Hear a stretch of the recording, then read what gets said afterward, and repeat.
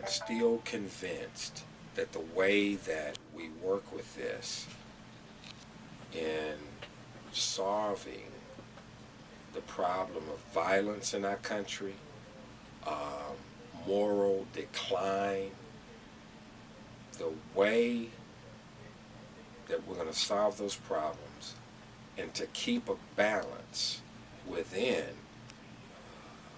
of when events like this happen is having the Father there.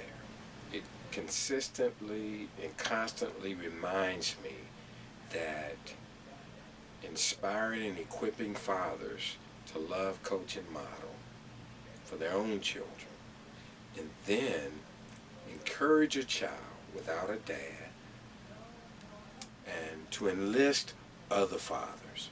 It sounds sometimes too simple, but it's not. It's very deep, because I ask myself the question, and we must ask others. We must ask the question of fathers. Are we loving our children? Even the young man that committed this horrific crime in Colorado, he's still at this hour, maybe not knowing it yet, but needs the love of his dad. No children are perfect, no dads are perfect. We can argue and discuss and research of why he did it, but ultimately, even now, in the midst of where that kid is, his father, he needs his daddy's love. He really does. He needs to know that his father loves him. And he even needs to see where his dad loves his mom and respecting her, so loving.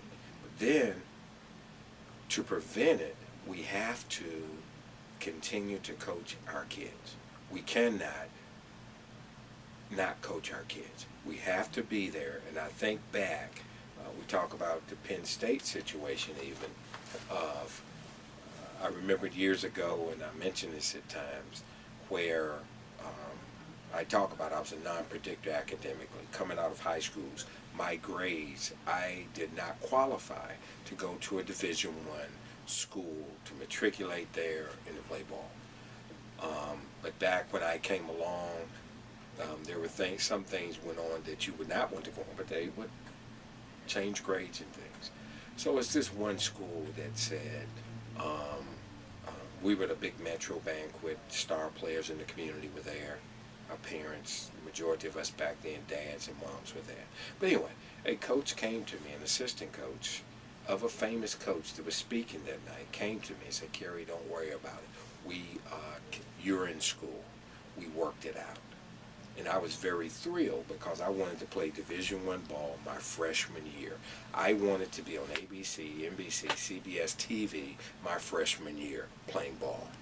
But when that coach told me that, I did not know that my father was standing behind me talking to someone, but he overheard the coach. And as soon as he heard it, he turned around and he said, "No, he will not. He does not qualify." And he could not get in North Carolina, he could not get in Nebraska or some schools, so Alabama, so he did not qualify there, so he doesn't qualify for your school. So he's going to have to go to junior college or prep school and learn how to study. Some of the things that evening that I heard from Pop, it just hurt me so bad, because I wanted to play Division I. That was my thinking. I was thinking ball. If there's anything my dad did for me that night, was to show me that it might not go your way right away. You may have to work a little harder. You may have to go a little different road. The road may be a little bumpier, or it takes a little while longer. But son, there's no shortcuts to a great destination. And by me going to junior college for a year, my academics went to the top. I became a leader at that junior college, and I learned how to study. And when I went to North Carolina, it wasn't as hard as I thought it would have been. And had succeeded. But my dad protected me. A daddy protects, a father protects.